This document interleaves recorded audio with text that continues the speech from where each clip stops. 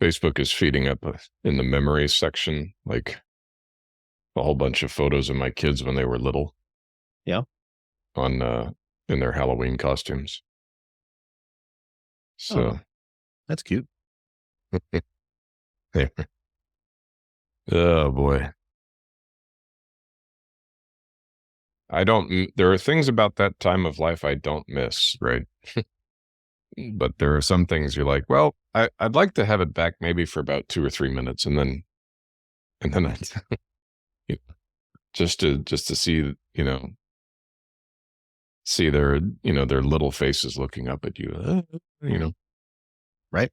But then they start screaming, and then you're like, nope, I'm glad they're teenagers now. Right. Exactly. When do you leave my house? Mhm.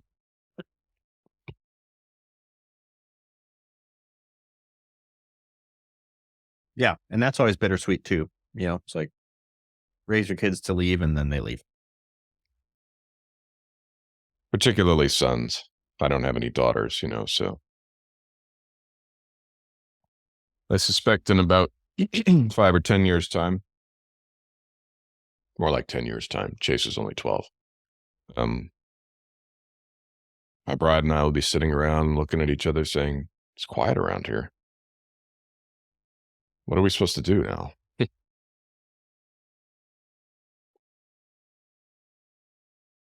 I would suppose so. Yeah. Seems that everybody hits that point. They got to figure out what's the transition, Hmm. build up all those years of habits of taking care of kids and whatnot. And then you have to build up new habits. And everything seems unfamiliar when you're building new habits. Yeah. Yes, indeed. And you lose your normal, and then there's a process to go through of that, just like there was for leaving Washington.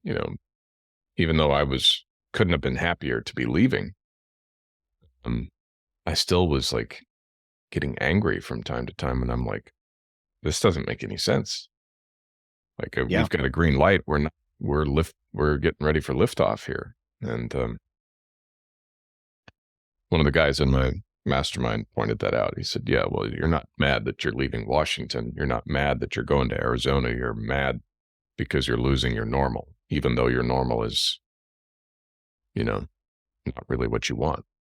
You're used to it. And And I would, the soul doesn't cooperate with that very smoothly in some regards. yeah. And I would also add to that you're probably not mad at all. Yeah. The typical madness or madness, typical madness is a chemical imbalance. No. Anger is typically a masking emotion for Yeah. something we don't want to feel. And so we fight it. And that fighting, it's hard to fight ourselves. So we fight everybody else in all of the situations. So it's probably sadness. You're probably mourning Mm. Yeah. and you don't want to feel sadness because who does? And so it comes out as anger when in fact it's actually just mourning. Yeah. And the interesting thing, right, is like, I'm like, why would I be sad that I'm leaving Washington? You know, Even but I positive was, things require leaving something, and yeah, it wasn't all bad. It was feeding you in some way. It's the ending. It's the closing of a chapter. yeah, You won't get back. And yeah, everybody knows, like we know that at a human level, which is why people won't leave even bad situations. yeah, They won't leave toxic situations that are destroying themselves because they're too sad. They don't know how to move on. And a lot of that is because of sadness. yeah. There's this movie called Conspiracy. It's about the Wannsee Conference. You familiar with that? I don't know. I feel like I know the name, but It was the I wouldn't bet meeting on. of a whole bunch of key Nazi leaders during World War II to decide how to execute the final solution and exterminate the Jews. Okay. And at the end of it, they tell this story of a guy who was born to a a family where the father was an absolute alcoholic, tyrant, abuser, and he grew up his whole life hating and resenting and, embittered towards him, never spoke to him. But when he died, he mourned him like nobody's business because that had become a way of life for him. Isn't that interesting? He was losing the ability. Now he could no longer foist his anger upon this man who he had no relationship with and didn't, hated his guts, but he wept like a baby at his funeral. Yeah. So it's interesting. Well, it ties in, I think, with the topic for today on the Tuesday workshop from the Thinker Business Accelerator. The topic is the backstop, things that you're unwilling to do. Why is this tie in? It ties in because when we're trying to make these big life changes, maybe big business changes, there are these deep-seated emotions where we are leaving what we know, moving on to something new. And in the leaving of what we know, we are simultaneously leaving the future that we had painted. And so it's a mourning of both the loss of the past and the present in some cases, and the loss of the potential future, which then sometimes leads to a lot of confusion because, hey, I know I'm supposed to move in this direction, but it feels not right because it feels sad. But maybe that's the best direction for you. And the worst place a person can get caught is in the tension of those two items, those two things, and just do nothing. So you got to take action, but where's the backstop come in? To simplify the decision-making process, you have to look at what you're unwilling to do, because the opportunity of all the things that you're willing to do is endless. What are the options? Do something. Lots of things you could do, but in each of us exists this backstop. And that's just my own term. There's probably some psychologists probably call it something different. But the things that we're unwilling to do, and that actually sets the boundaries for the game that we're playing. And if we know what we're unwilling to do, that dramatically limits the decisions that we will make. So if we ever find yourself caught in a decision-making process, figure out what you're unwilling to do. That will decrease the options and make moving forward more clear. And when we started talking about this, it was in the context of goal setting. I was telling you that I hesitate to set goals that are future oriented and have a pretty good chance of not coming to fruition because things change.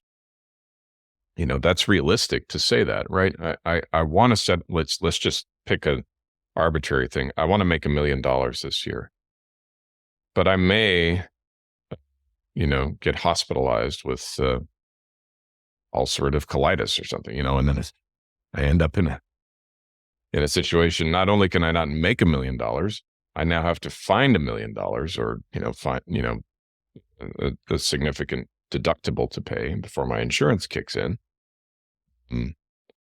in order just to stay alive, right? So that's those are fair nightmarish scenarios. But I think what you're pointing out there is that because that change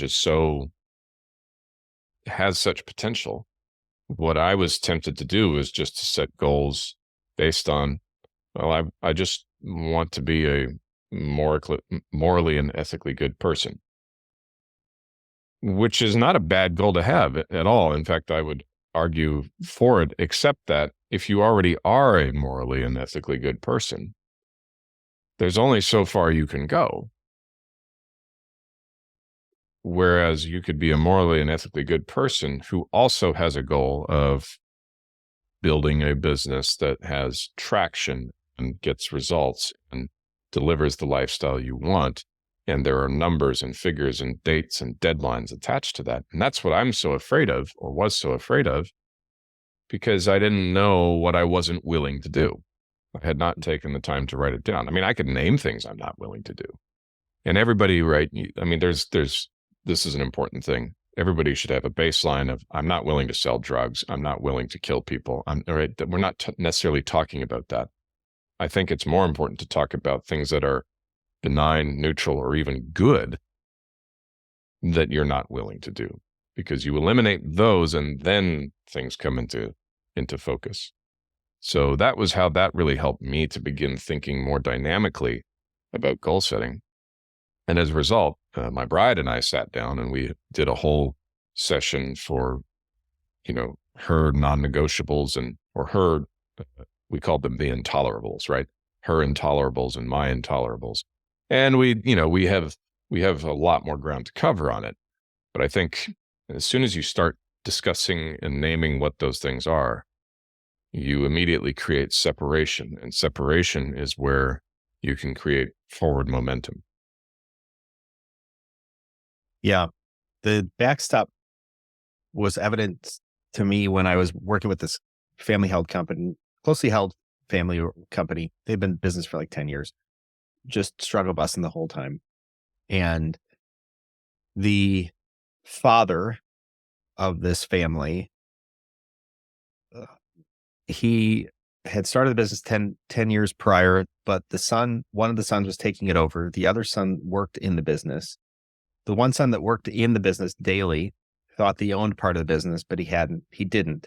The father had secretly given the business to the other son and just made the other son believe that he owned part of this thing. Meanwhile, the daughter worked on the front desk, and she just determined that, I don't have to listen to my brother if I don't want to listen to my brother. The older son, who was the more responsible of all of them, he worked a full-time job and didn't tell the full-time job that he was working at this other company, helping the family business. And it was a nightmare. It was just a social experiment gone wrong. And so he brought in some consultants. I was one of them. I guess I was the lead consultant. So I brought in these other guys. I brought in a process guy and I brought in a financial guy. And the process guy was like, here's how we're going to manage throughput, because you're not delivering on time, or we're going to manage costs and all sorts of stuff. Great. A great guy. He had previously taken another company public after being their president for a number of years in this big company. And so he knows what he's doing. But we'd come in the next day having trained staff and made these decisions with the oldest son, and dad had undone all of the work that had been put in. So finally we had this come to Jesus meeting with the oldest son. We're like, listen, we don't trust your dad. And I don't think you trust me either. He's like, no, I don't. It's like, okay, well, then we don't know how to help you, because you seem to be unwilling to let your dad go. You seem to be unwilling to tell your sister the truth. You seem to be unwilling to. And I said, so because we know what to do, we can manage this situation. And this company's got great product, good people, a backlog of orders. You're kicking your customers down the line, but they are willing to hang with you. This is a huge opportunity, but you seem to be unwilling to make the changes necessary to help the company take advantage of this opportunity. So I need you to write down all the things you're unwilling to do so that we know how to help you. Because if you're unwilling to fire your dad, we can't help you. If you're unwilling to, tell your sister you have to show up on time, then we can't help you. Because you are actively undermining the health of the organization, and so we finally told them, listen, based on the things that you are unwilling to do, it wouldn't matter whether we're here or we're not. Yeah. And so we're done. And then, like clockwork, he blamed us, decided not to pay, and then blamed us for why things didn't work. And it's like, well, the things that you're unwilling to do are blocking you from doing the things that are necessary for you to do. Yeah. And it's difficult. I get it. But if that's the truth, then why would tomorrow or next month be any different than the last month? So finding the things you're unwilling to do will identify why you're not willing to make the positive changes that are necessary. And that is even more telling than anything else. Because again, we've told them, and each of us tells ourselves, here's the things that I want to do. And then we kick ourselves for them not being done. Mm. And it's not that we didn't want to. It's that there was something we didn't want to do that was blocking us from doing the things we did want to do. And that's hugely beneficial for an entrepreneur to ferret out and know for themselves. What's the backstop? What are the boundaries of this game so that you can understand yourself better? Would you wager that has that so many of the train wrecks we see in places like Hollywood and Washington, D.C. are because people basically raise their hand and say, I'll do anything. Just make me famous. Just give me power. Just give me money. Just give me my name and lights. And they don't really think about what that means. And then they get in there. And I'm not talking about, they're being sold into prostitution rings or I'm talking about somebody who has a clean act, right? But they find out that once they've signed on that contract, huge amounts of their time and their privacy and their individuality are forsaken, right? So I think of pro athletes, right? Pro athletes want to play ball and get paid big bucks. That's what they think they're signing on for. What they're actually signing on for is to stand and smile for photos and sign autographs and have, flunkies come up and they get sick of it after a while, right? I think some of them probably do. They don't really understand what it is they're getting into. That's a business. And that business requires them to be in certain places, doing certain things at certain times when they'd rather just be relaxing. And they can't. And I don't think, average 20-year-old athlete, everybody fawning over you, major league teams offering you a contract, millions of dollars, your name in lights, chance to become the best of all time. I think a lot of them don't see that coming. It's not even explained to them. I think that's true. Matthew Perry just passed, Matthew Perry of Friends fame. And he gives a great interview. I don't know how many years ago it was, that went something like this. He told the interviewer, all I wanted to do was be famous. And I told he's like, I prayed to God and I was like, just make me famous. You can do anything else you want with me, but just make me famous. And bad idea. Well, and he said, I got on Friends. I got a house. I got a house with a pool. He said, I had everything I wanted, everything I had dreamed that would make me happy. He said, and that lasted for about 6 months.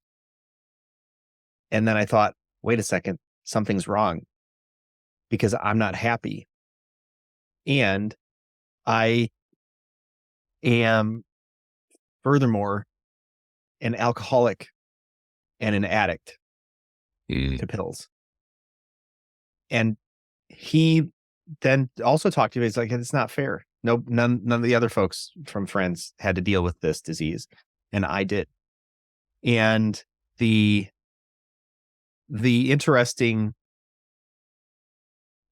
part of that is, like you're talking about, the things that he was unwilling to do would have protected himself, could have maybe protected him from some of the pitfalls.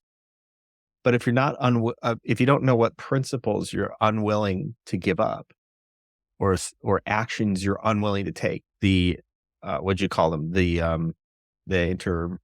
What's the word? Start with an I. Intolerables. The intolerables. Yeah. The things you won't tolerate.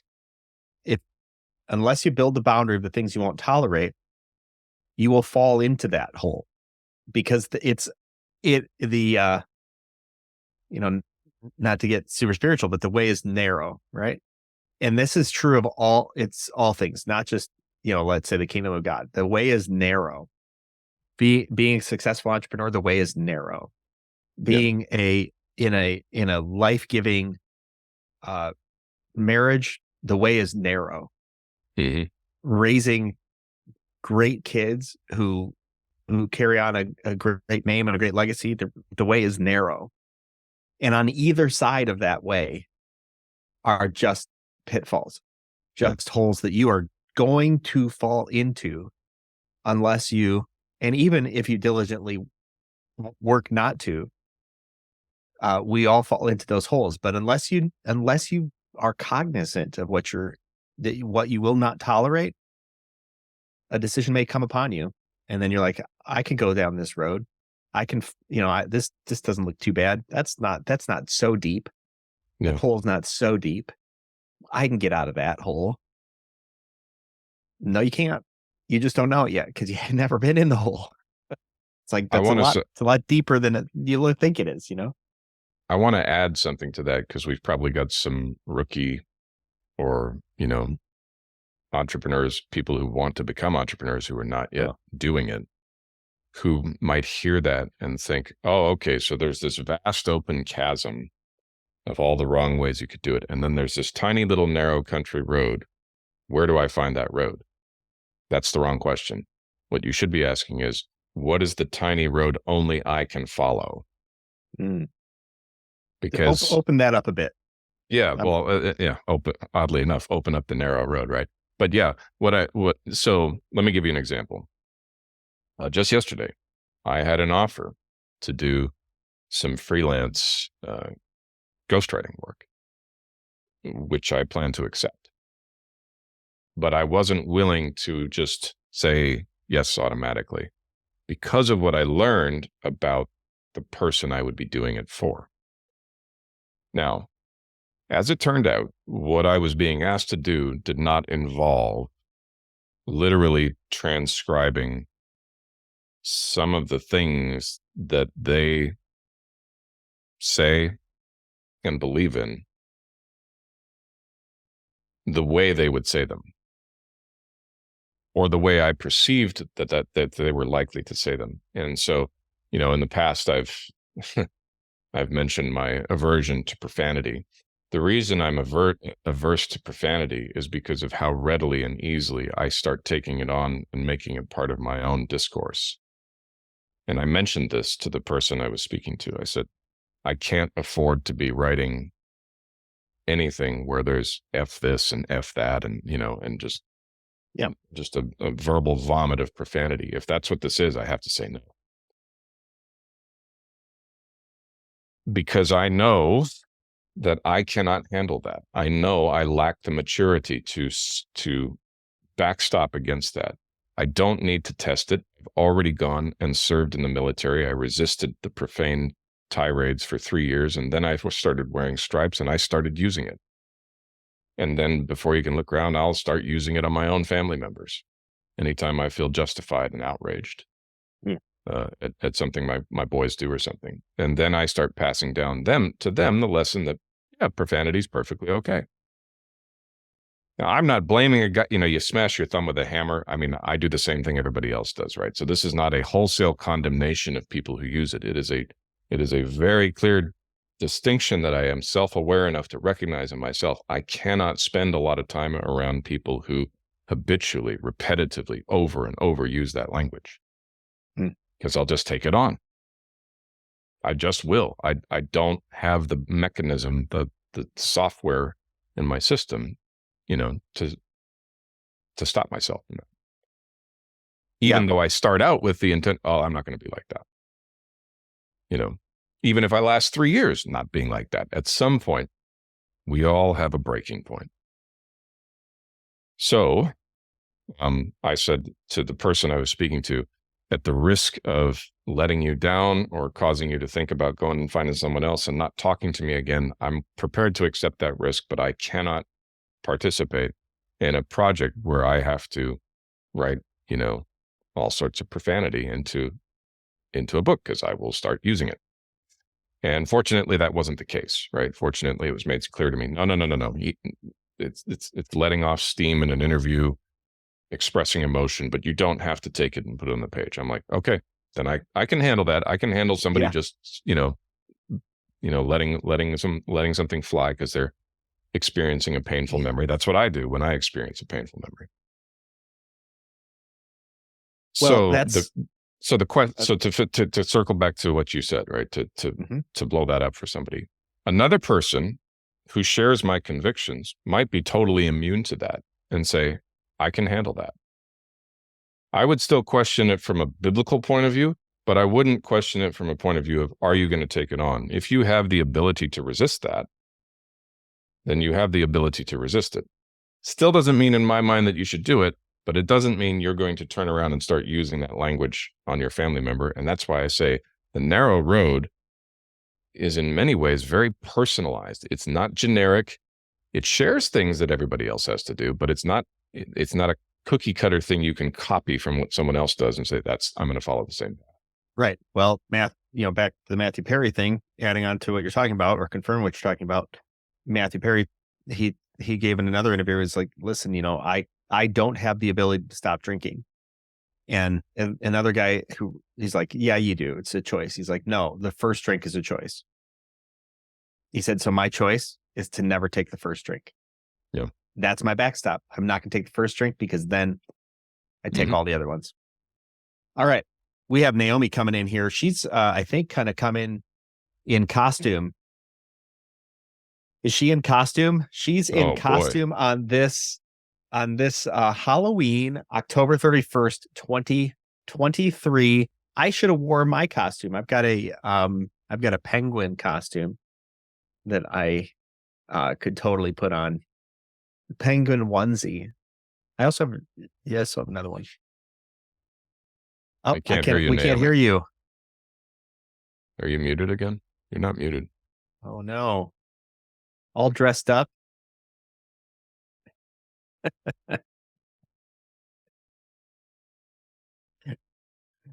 Having you fumble for the audio is even funnier in costume. Where's your audio? Well, we'll have to, for the sake of the listeners, I have something to add to that, what you just said about Matthew Perry and all of that. It's the same for me with sexuality. It's like the first drink is all it takes. And I had to make the decision as a part of my recovery from that was to say, as soon as you see it, scroll right on past it. As soon as it starts playing, switch it off. As soon as you hear it, get rid of it. As soon as and I'm grateful to say that with a commitment to that and steady work, I get to celebrate 7 years of sobriety. Yeah. But it has to start with, going back to the original point, it has to start with a decision. These are the things I am no longer willing to tolerate. I will not do this again. This is intolerable. This is not workable. My life is, we said that in the group I was part of. My life has become unmanageable because of what I've taken on here. And when you're thinking about the future, when you're thinking about a career transition, opening a business, setting goals, really fixing your eyes on something that you want to go after and achieve, it all I think a fundamental step is saying, okay, first of all, these are all the things I am not going to do, not interested in, not going to pursue no matter what, right? This has to be put to the side. Yes, the things we are unwilling to do. I like the idea. I like your intolerable word. Naomi, how are we doing on the audio? Can you hear me? Yes. Yes. Yeah. Okay. All right. Give it up. What is this costume?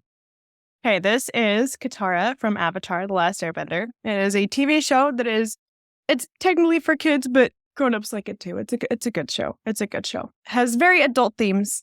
So it's not like adult, like inappropriately adult, but like adult as in like a grown-up who watches it with their kids is going to get into it and support their children wholeheartedly. So yeah, I got ready in costume to take my child to school because I am a grown-ass woman who will wear my costume all day long on Halloween. Yes, that is what I will do.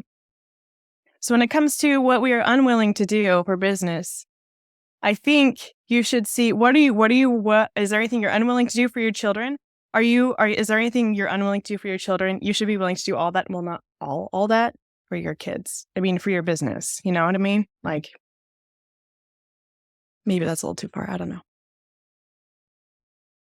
What? Well, we're talking about like what are we unwilling to do for our business, our company, right? For entrepreneurship. Because we covered this a bit ago. But catching up to speed, the things that we're unwilling to do govern the things we are willing to do. So sometimes we know that we want to make these changes. We talk about making big decisions, moving ahead, but we never do, and it's because we don't understand what we are unwilling to do, which is blocking us from making the change that we know we want to do. Yeah. And what I brought in is that I love being entertaining to my kids, and I'll look ridiculous. Like I'll go. We just went shopping. Okay, we went to where did we go? We went to the Petco first to get a costume for our dog. We went to Home Depot next to get a water filter for the fridge. Then we went to Walmart to get face paint for more costumes, and for water chestnuts for dinner and a pumpkin tonight. And I mean, I went like this to the store. So I feel like when it comes, and this is like, I mean, it's for me, but it's also for my kids. And I think like when you think of putting a smile on your kids' faces, when you think of your company successfully like that, like you think of success of your company and how far you're going to go off of like what you're willing to do to put a smile on your kids' face, to make sure they feel loved, to make sure they feel accepted. How far are you willing to go, and what are you not willing to do? Like, what boundaries are you not willing to compromise for that? I think like when you think of success of your company and that's, I mean, this is how I think of it. I mean, I'm coming from like a fresh, play day, but I like to think of it as like, I feel like sometimes we sell ourselves short and our own success short, and we fail to have faith in ourselves and what we're doing as entrepreneurs. And so how far are we willing to go for our kids? What boundaries do we need to keep? And what boundaries are we willing to cross, like looking ridiculous out in public? We need to be willing to look at that and and make sure we have the set things that we're not willing to do, and be willing to go as far as it takes to get our business to success. Even if it's looking ridiculous, even if it's doing a ridiculous ad that makes it ridiculousness is memorable. It's memorable. And I think people like when they're not willing to do the ridiculous jingles and stuff, you're not going to go as far. Anyway, I don't know if that's just like interrupting and, throwing a wrench in what you guys are already flowing with, but. No, not at all. I think it adds in there. I was doing a quick search here because what comes to my mind is the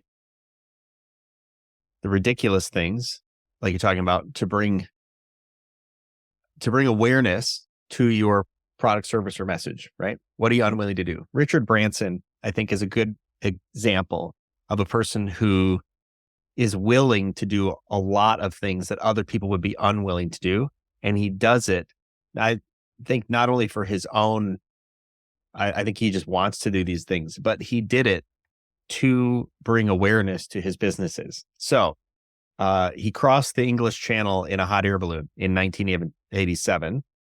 He was became the first, he and another guy became the first people to cross the English Channel in a hot air balloon. It took them 16 hours, 37 minutes. They made an emergency landing in France. So that was 1987. He set a world record for the fastest crossing of the Atlantic Ocean in a powerboat in 1986. He launched a commercial space tourism company in 2004. He built a giant replica of a submarine in his garden in 2013.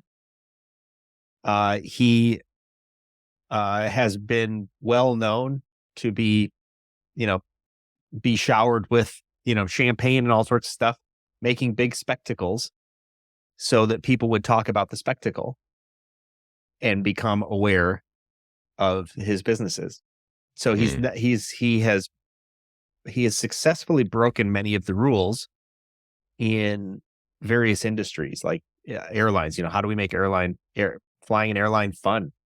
Hotels. How do we make this a fun experience for people? And I think he's got 400 businesses or something like that at last count. That's wild. Yeah. Be willing to do the ridiculous stuff. I think that that's something I really love, the approach of when you know what you're unwilling to do.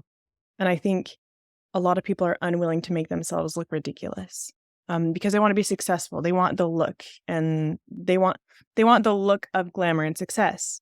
But with that comes you need to get your hands dirty. Kind of like if you see a manager, every once in a while, like a good manager is in there working with the employees, and they are getting their hands dirty with the employees. But every once in a while, you'll see a manager who just likes being a manager, and they're telling people what to do, and they will not get their hands dirty.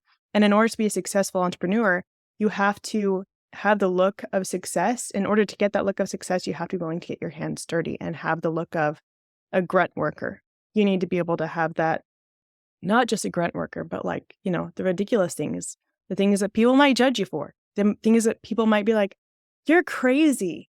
Yeah, I'm crazy, but guess what? Attention is what sells. Attention is what gets people to come to your business. So, and I actually used that today because there was a display light. I look ridiculous, okay? There's no ifs, ands, or buts about I look ridiculous. And I was in the store, the only grown-ass adult in costume, full costume, okay? I was in the store and they had a display light. And they had the box for it. It's like this, it was a Halloween light. I mean, everything's on clearance right now. Mm-hmm. And they didn't have any left, but they had the box for it. And it was the one for display. So I started asking around the employees, can we buy the display one? Because it's the last one left. It's Halloween today. And they all were able to find me to come back and return and report. And we went home with that light. It was like a Nightmare Before Christmas light. It was $22, so we got it for like $11.50 because it was 50% off. And so it was just this like really fun thing that is going to bring such a huge smile to my son. But because I looked ridiculous, I got more attention, which they were more willing to like. One, people are really willing to do things. People are willing to this. They're just not those. But they were able to keep returning and like they remember visuals. Visuals sell. Visuals will keep people's attention. People will remember that. There's this really stupid jingle for a commercial. It's not stupid, but it's stupid. It's for a car company in Utah. It's Stockton, the Stockton Car Company. And for one of the dealerships, it's called Stockton 12. This is their jingle.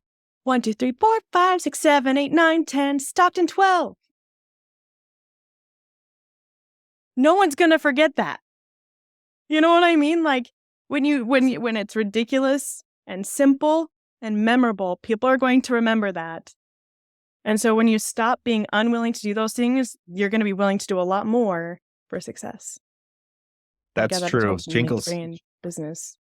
Jingles are a great example of that. There's a grocery store here in our area called Woodman's, and the Woodman's guy gets on the television and he's always being filmed in a grocery store. And usually near like an end cap or something like that, where we've got beans, 10 for $1, and then he's like, better people, better prices, something or other, because we're employee owned, Woodman's.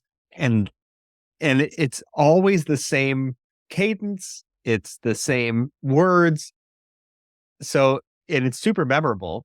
There was also as you're talking about commercials, I remember a commercial from my growing up years feel like I'm still growing up, but when I was very young, for New Milford refrigeration, it was a very simple commercial. It was somebody holding a camera, walking down aisles of refrigerators and freezers.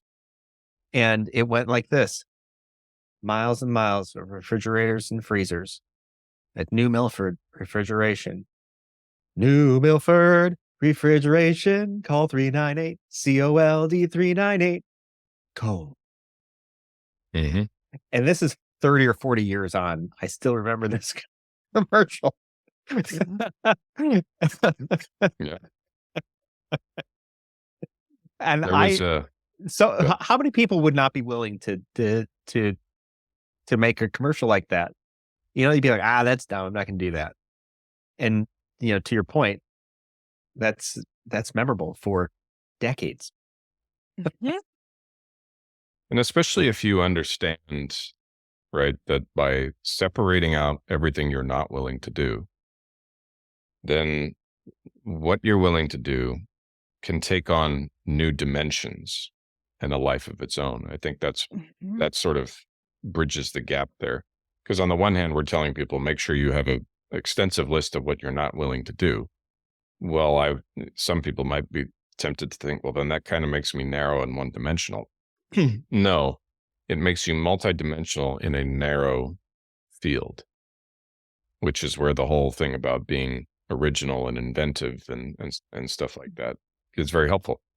I come originally from Edmonton in Alberta, Canada, and there was this place in Edmonton that would advertise on TV and on the radio, and they built an entire brand off of their phone number.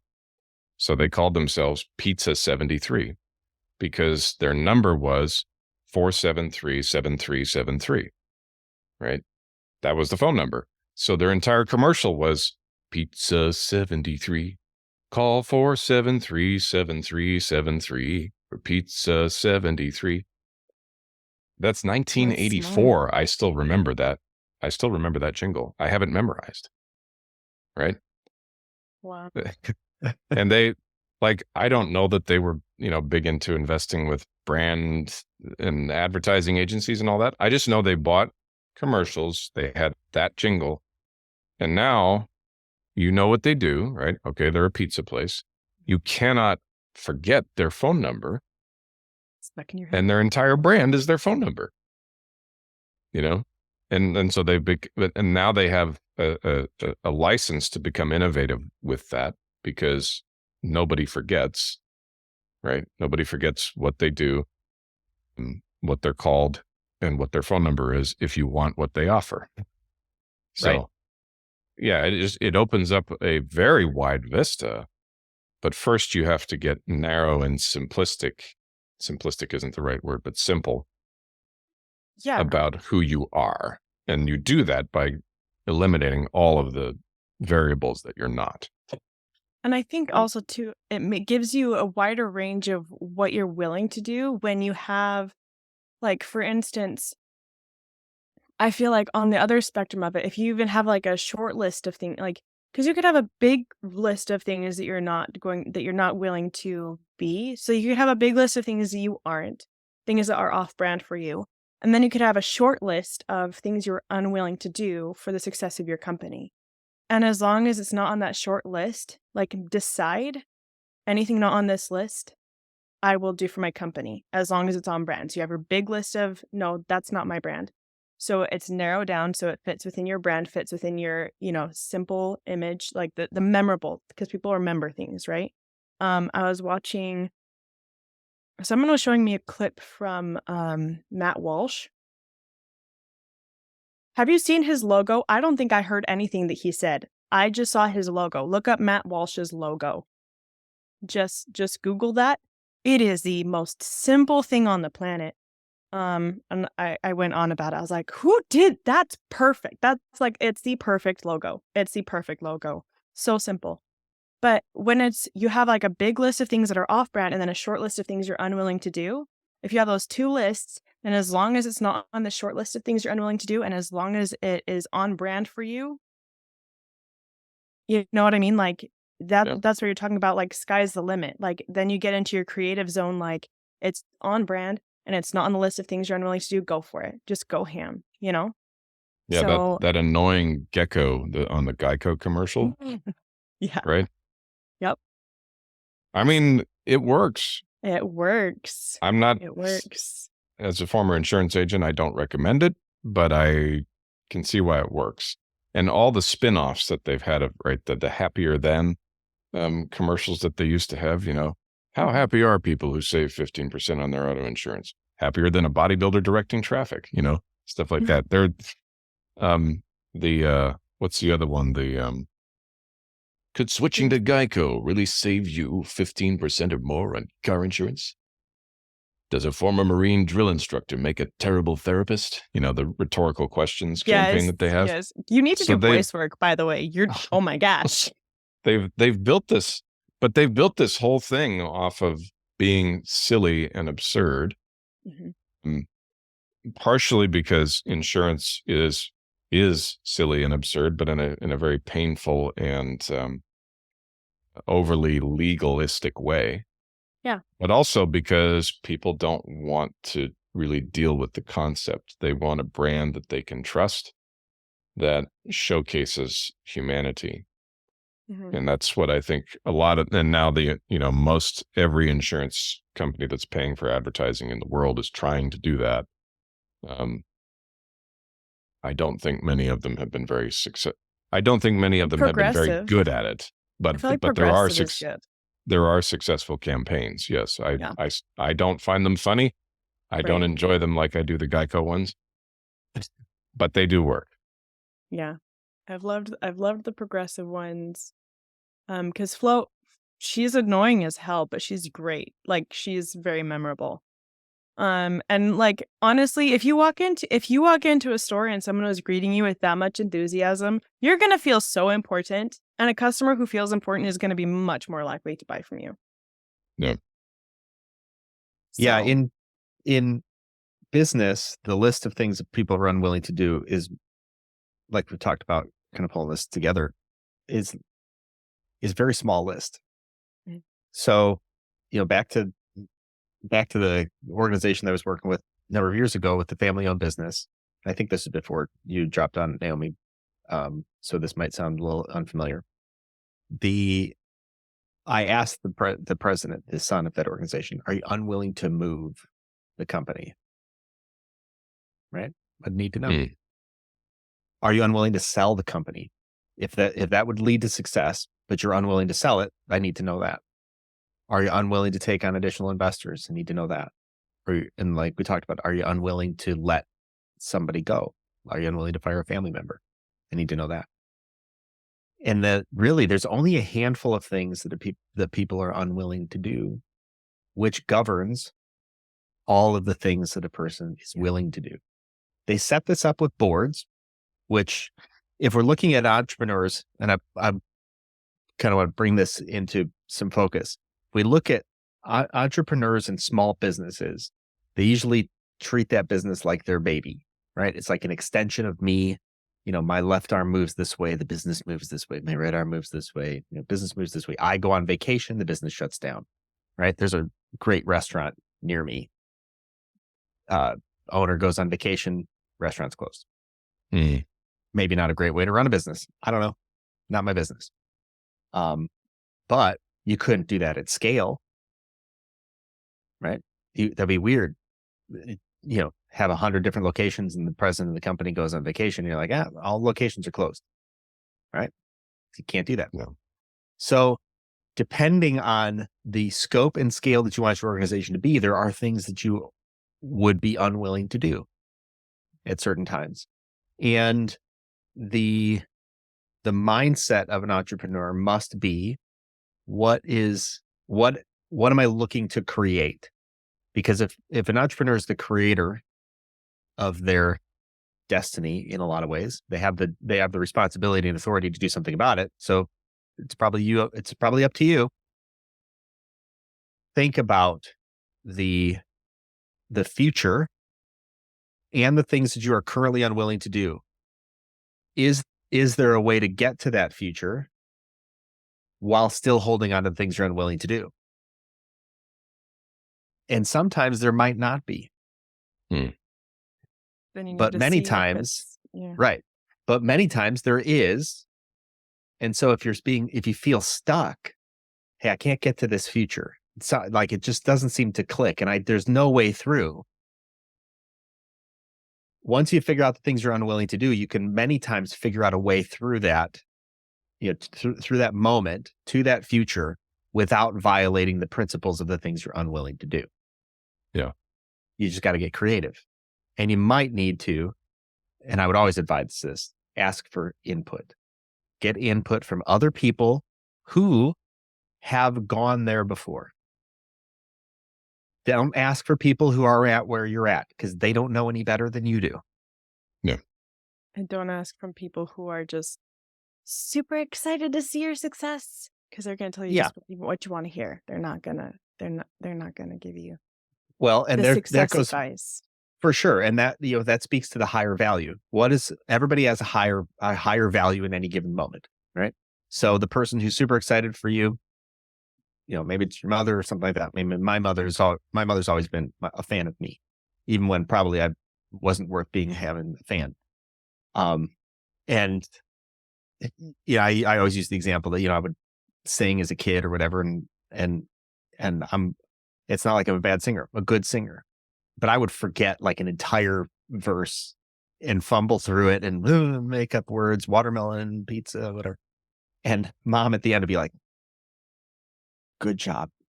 You did a good job. It's like, nope. No, I didn't. Yeah. And everybody here is laughing at me because I sounded like a fool.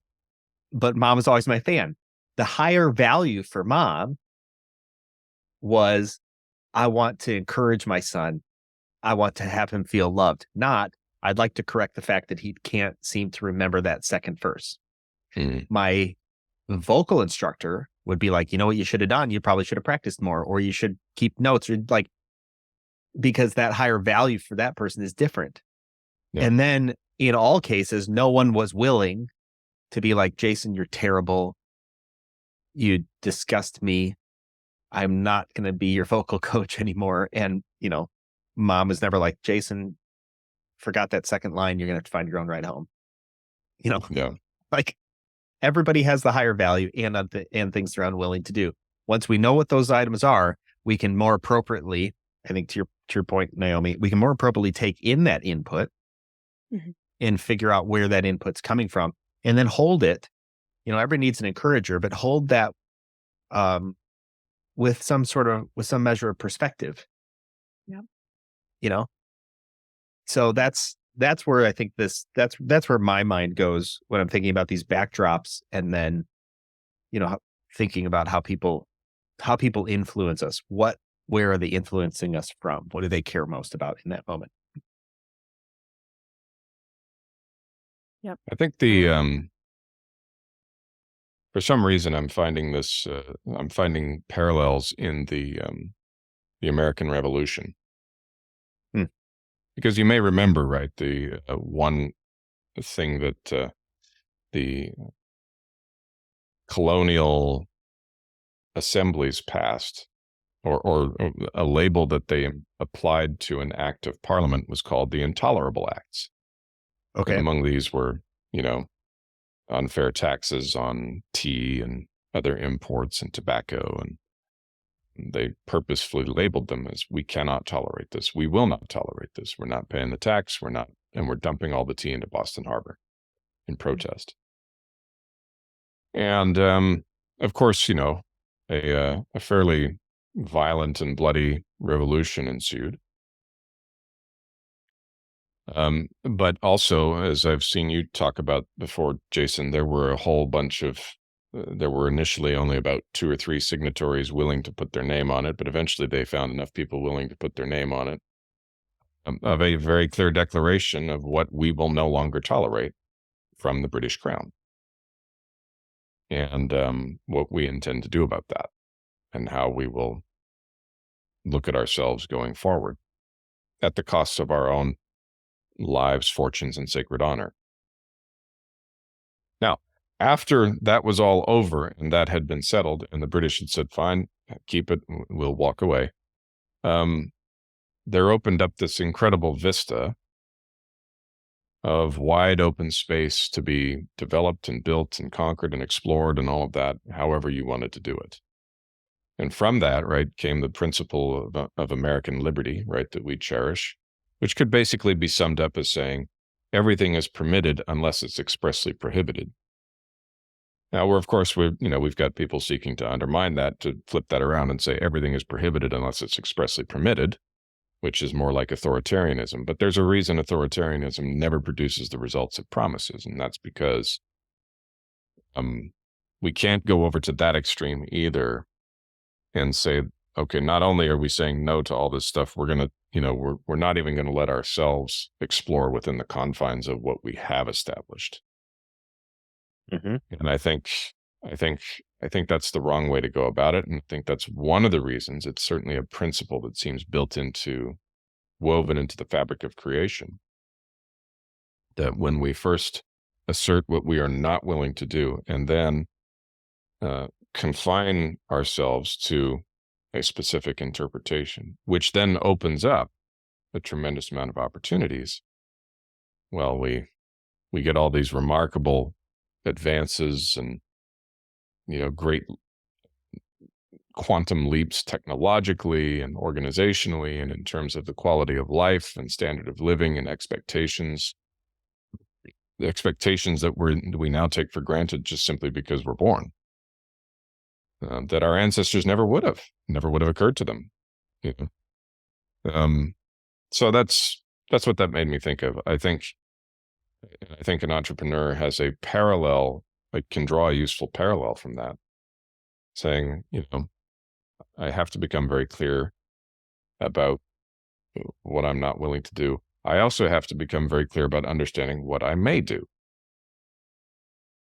And I have to be open to interpretations of that may not necessarily occur to me from the get-go.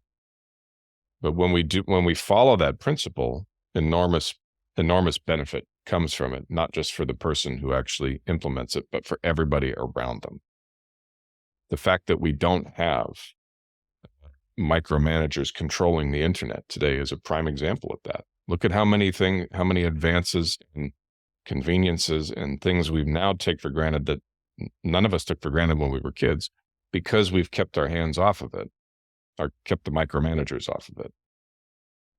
I think that principle is should give a business owner or an entrepreneur a strong sense of what is possible when we follow this rule that pretty much applies anytime you try it. I love that. Something you said actually sparked another thought. You hear all the time that luck favors the prepared, and I think that something that you mentioned about like preparing, like you need to have a list of things that you may do, and the thought just came to me. You could have.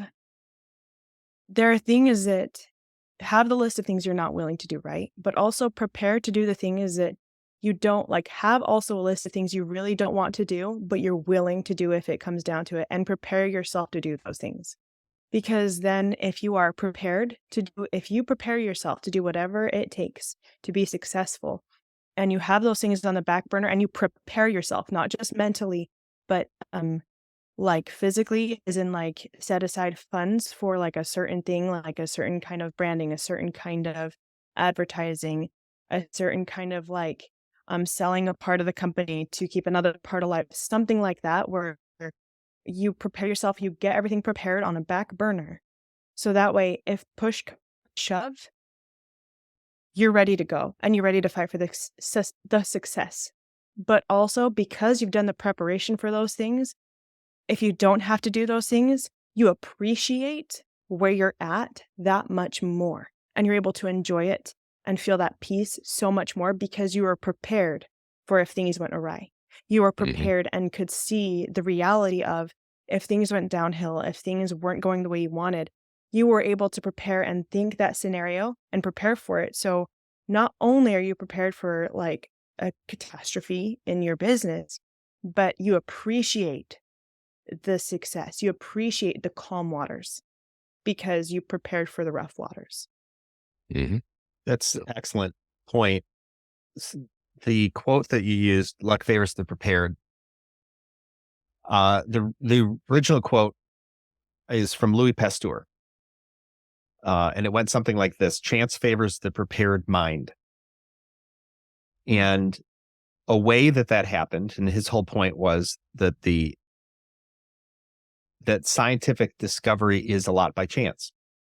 You don't know what's going to appear because you're testing something. However, the prepared mind can see and recognize a discovery versus just background noise. And pasteurization, the process of killing all the bacteria so it doesn't kill us, right? That came about based on that belief that chance favors the prepared mind. He was working with winemaking and studying the different bacteria and yeast and the stuff that create wine. And he stumbled upon this understanding that under certain conditions, the bacteria or yeast were dead. Mm. He was not looking for that. He found that. He discovered it because he had prepared. And I think that's the work, I think, of or the mark of wisdom. There's a saying that experience is the best teacher. That's what it is. Experience is the best teacher. Mm-hmm. When in fact that saying is not true. It's incomplete. Experience is not the best teacher. We all know people who are very experienced and seemingly have not learned a thing. Oh, yeah. It is evaluated experience where we have the experience and then go, okay, how do we do, like almost an after action report? How did this affect me? Positives that came from it, negatives, things I would never do again, things I want to make sure I do again, right? Evaluate that experience, which then incorporates into a way of living, a way of decision making, a way of seeing, which then builds on itself over time. Much like there's a scientist trained in certain ways of seeing or looking at things, goes through experiments, makes a new discovery because that individual's prepared to make that discovery. Or a person launching a business. I get my pieces as much as I can in order so that when I need to make a decision, I can more confidently make that decision. I know which way is best because I've got mentors to follow. I know which ways I'm not going to go because I know I'm unwilling to do that. I'm unwilling to compromise. I'm unwilling to make whatever decisions that I know lead me down a bad path. But it is all in the process of evaluation where we have those learnings and develop that wisdom, which I think over time creates luck. Yeah. Which is, well, I mean, not luck also, at all. if you're and that's the thing too, I think I forgot to hit on that, is if you prepare for something that could go wrong, then instead of making those big decisions, those company business saving decisions in a frantic state and everyone feeling that energy, you're coming from a place of being grounded. You already have a plan. You already have you already know what you need to do, and you'll trust yourself more. Other people will feel that trust in you, and it'll be easier moving forward. Not like easy, but like easier moving forward because there'll be a calmness. And it will feel like it can just be weathered calmly. Even though it feels like a worst case scenario, it's going to be weathered calmly. Yeah, and that, by the way, is the same thing for ammonia-based refrigeration and air conditioning. They were discovered by the teams that were trying to build the nuclear bomb during World War II because you couldn't handle the centrifuges even if you wore a radiation suit. So you had to do it with machinery. This is also how they developed closed-circuit television, too. They needed cameras to be able to see what they were doing. So they developed closed-circuit television, ammonia-based refrigeration, and air conditioning from trying to build a nuclear bomb that worked. Hmm. It wasn't just Velcro because was people were complaining about how hot it was. Velcro was developed by because of the need for holding things in place in space. How do you hold on to something and then also be able to remove it? Velcro. Wow. And then it was commercialized. Well, we are coming up on the end of our hour for the workshop. It happens every Tuesday here at Thinker Business Accelerator. Community of entrepreneurs looking to change the world with our expert faculty. Today, we've been joined by Naomi, who is in full costume on this Halloween 2023. That's fantastic. I love it. I wish I would have known. I would have come in my